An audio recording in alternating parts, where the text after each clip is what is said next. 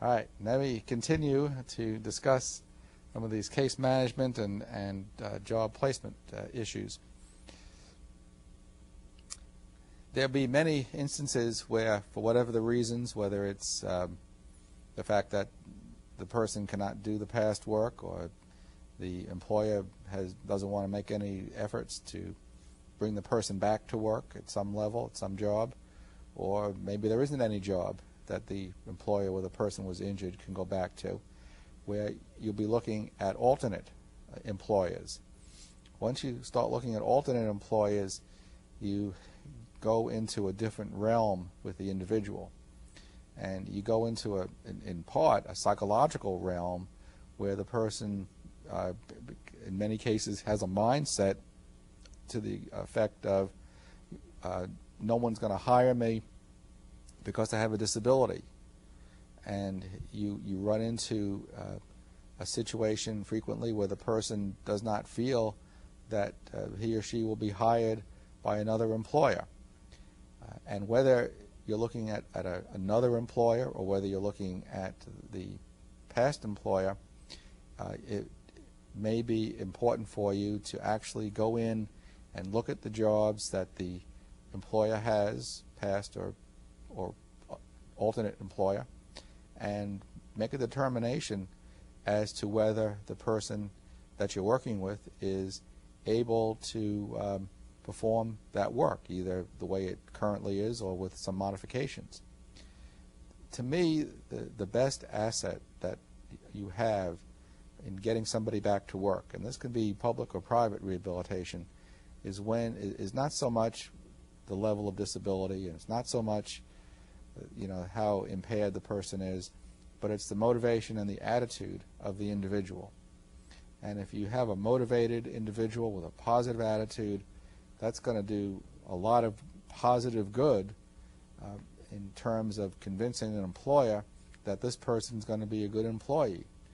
And in my experience, what employers want are good employees. And employers in many cases are very willing to make modifications to jobs if they feel that the person is going to be a good employee. And so in doing counseling with injured individuals, helping to develop a positive attitude is very important. Now, I don't believe that we need to be experts, and in the job placement class we talk about job modifications and job analysis, but I don't believe that we need to be experts in this field. There are resources that we can rely upon, such as through the Job Accommodation Network, as well as information in various textbooks that tell us about job accommodations and job analysis. But most importantly, when you're working with a specific employer and when you have a specific job, the most important thing in terms of analyzing a job and the most important thing in terms of modifications is to basically ask the individuals who are either doing the work or supervising the work or knowledgeable about the work, about the kinds of modifications and the kinds of accommodations that can be made. And you ask those individuals, and then you also ask the person with the disability about what it would take in order to be able to do the job. And so we don't have to be, in my judgment, the ones to be able to come up with the solution for a job job modification. Obviously, in public rehabilitation, we can rely upon rehabilitation technicians, rehab techs, and rehab engineers to give us advice about the different modifications that may need to be done. And as we know from public rehabilitation, the vast majority of accommodations that are required on jobs do not cost a lot of money to be able to make. And the same would hold true in private rehabilitation. So I feel that we can rely upon the knowledge and the expertise that people who are doing the job at work at that employer can give us in terms of how the work can be modified.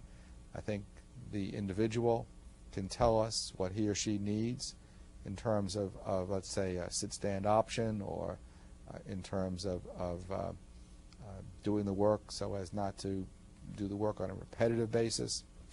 And we can look at how the job is done, and we can mediate between the employer, the potential employee, the individual with the disability, and the workplace. We can mediate to find out what the best way to modify a job would be.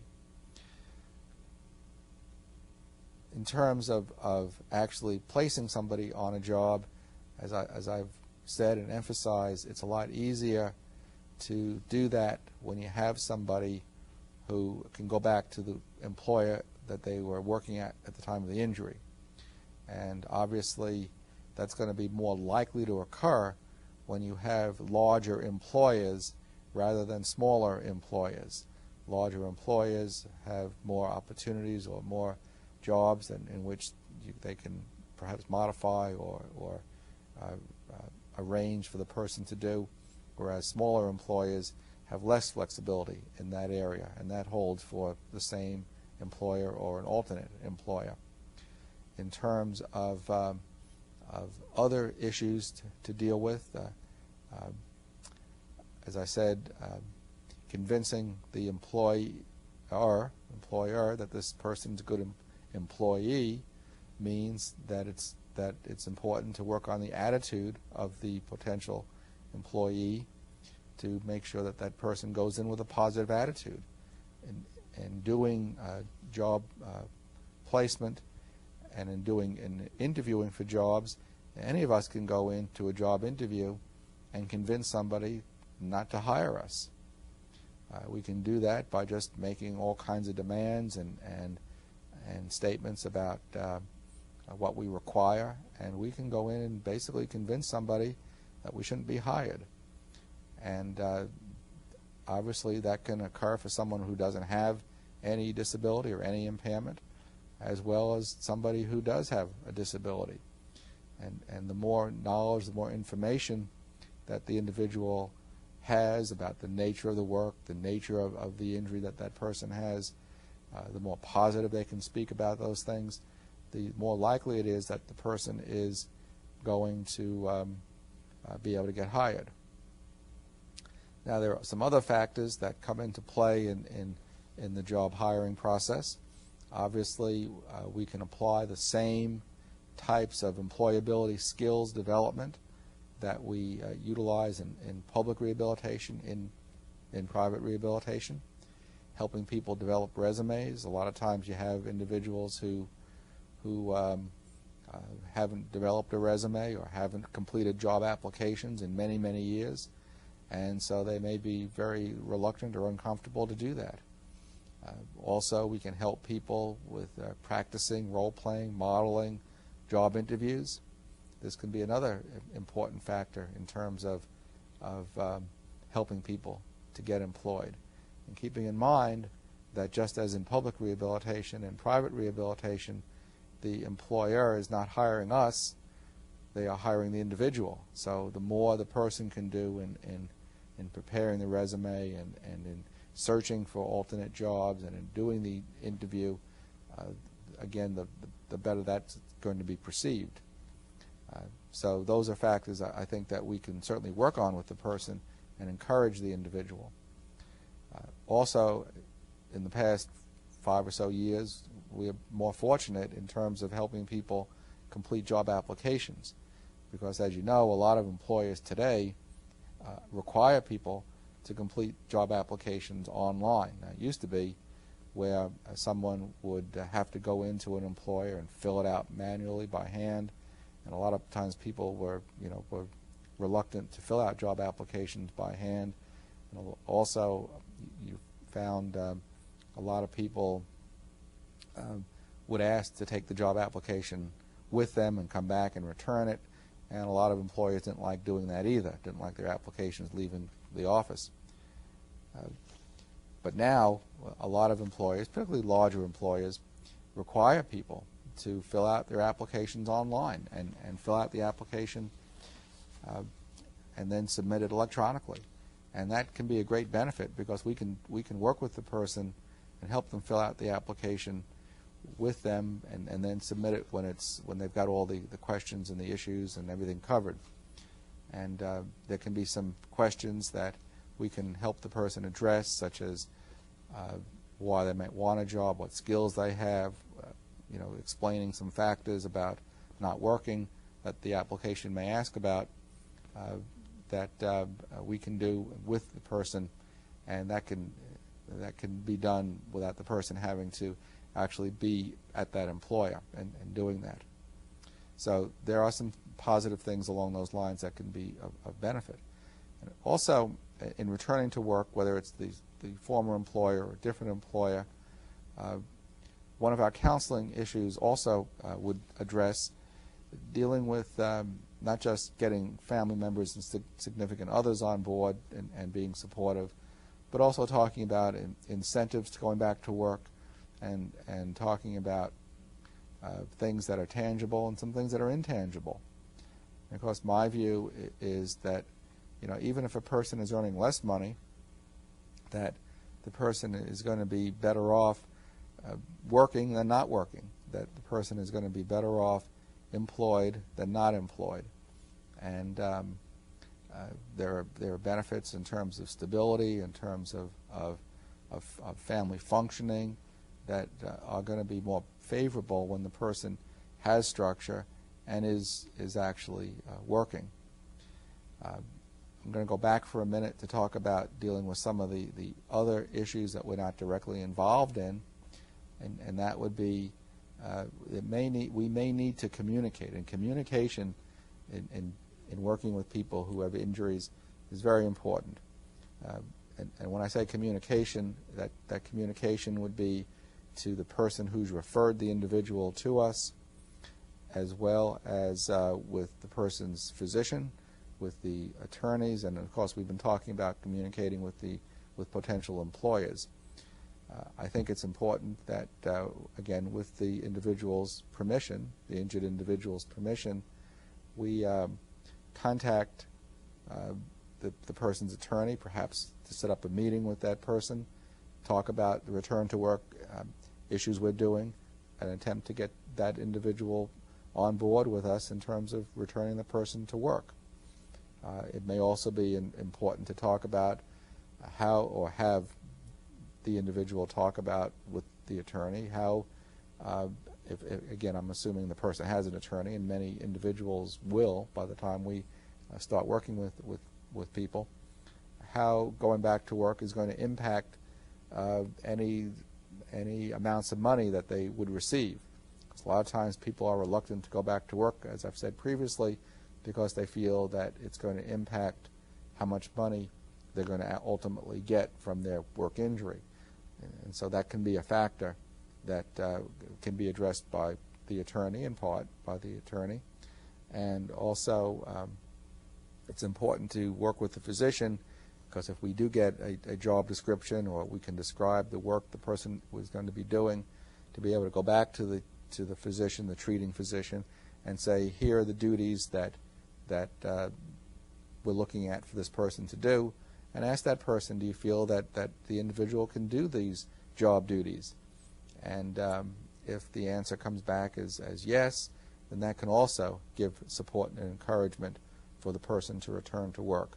So we have to work with a number of different individuals, not just with the person with the injury, if we ought to get them back to work, and if we ought to get them back into being productive, and to make sure that we garner the support of everyone. Because if we find that we have one person or one individual who's not being supportive, then that could throw everything in jeopardy in terms of returning to work. Another issue which I haven't mentioned, which I will mention briefly now, is that the practice in private rehabilitation in many instances is that when we meet with the individual with the disability, is that we go to where that person lives. And you'll find that, as opposed to public rehabilitation, where individuals for the most part come to us, in private rehabilitation we go to them. And I have some questions about this practice in terms of whether we want to go into people's homes and see where they live. And even though we're not evaluating their living circumstances, when you go to somebody's house, they're in control of things. They're in control of the other people around them. They're in control of the television set. They're in control of what goes on. And there can be a lot of distractions, and it can be what we would otherwise consider a very unprofessional type of situation to talk about these issues of returning to work and to talk about the background information that I've described before, and to go over with the person medical and physical functioning reports. So these are all things that are done. I know that people do go to individuals' houses and they may see things that perhaps they don't want to see. My suggestion would be, where possible, is to meet individuals in some sort of neutral location. Sometimes there are libraries that have community rooms, or there are other businesses or organizations that may have a private room that you can utilize. And so, to the extent that you can do that, I would recommend that be done, rather than to meet someone at where they live, because I think that also sends a message that the person is disabled. And if someone is going to go back to work, they have to make the initiative to get out of their house. And so if we just go to their house, then that's really not giving the person encouragement to get out and to go elsewhere. So my thinking is to meet on at a neutral location. It may not be feasible, again, depending upon where the person lives and where the rehabilitation professional comes from, to ask the person to come to us, because a lot of times that distance can be very great. It can be, it could take an hour, 2 hours to get to that person. Another factor that I think is important to recognize is that a lot of times in private rehabilitation, this is more so for nurses when a person is getting to maximum medical improvement than for vocational people, but sometimes for vocational people also, is for that professional person to go with the individual to visits with the doctor. And this kind of borders on doctor-patient confidentiality and privacy and so forth. I do think that it's important for us to communicate with physicians. A lot of times the insurance company wants to know from the physician when this person is going to be at MMI and if they're at MMI. And sometimes it's just people feel that if you go with the person to a medical appointment and you can speak to the doctor, you can get that information firsthand rather than relying upon sending out a letter or calling the physician.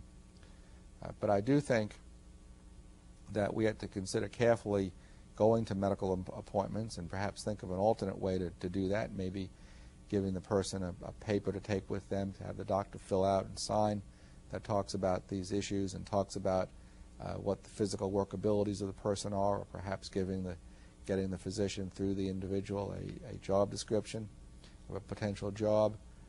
So there may be alternate ways to handle this. I do think that it's important to get information from the physician. It's important to get information from the physician about what the physical and or mental workabilities of the person are, to see what they can and cannot do. And it's also important to get information about whether the job that we're considering is within the person's abilities to do. And if not, can modifications be made on the basis of the physician's assessment. So communicating with the doctor is very important in this process. Counseling is very important as well. As I say, counseling in terms of talking with the person about what his or her abilities are, helping them to look at alternate jobs they can do, talking about perhaps the fears they have about going back to work. And one of those fears may be a fear of re-injury. A person may feel that if they go back to work, what happens if they re-injure or exacerbate their condition. So a lot of times there are fears that people have, and again, physicians can help to allay or alleviate some of those fears. Talking about potential jobs the person can do and the requirements of jobs, helping the person develop a sense of self-confidence to go out and interview for jobs and to talk about and ask for modifications. These are all things that are counseling issues that we can work on with the person. It may be, it's important that we have the person interview for jobs, but on the other hand, we may need to also look at the jobs and to help the person talk about what sort of requirements or modifications are needed, and then to mediate, as I said earlier, with the employer about modifications that can be made. So these are all, again, important aspects. And in summary, employers do want to hire good people. Individuals who have been injured may not know what they can and can't do, and may just need information from us and from their attorneys and from physicians about what to expect and what they can and can't do. The insurance company who referred the individual to us is going to be interested in getting people back to work. From their point of view, it saves them money when somebody who's been injured gets back to work. From the point of view of the injured person, as I said, I think in the long run, people and their significant others and family environments are going to be more stable if you have an individual who is of working age, if that individual is working. So everybody in this arena has a different agenda and a different reason for being in this arena and wants something different out of it. People may appear at times to be working against each other and against the individual, but I think if we can work together and coordinate with everybody, all the players involved, as well as the individual and significant others, I think in the long term we can have a successful and positive outcome, and we can help the person to deal with factors such as pain and the impact of pain, and if the physician can allay the person's fears about exacerbation of pain if they stay within certain guidelines, that we can help the person to be able to have a successful and positive return to work.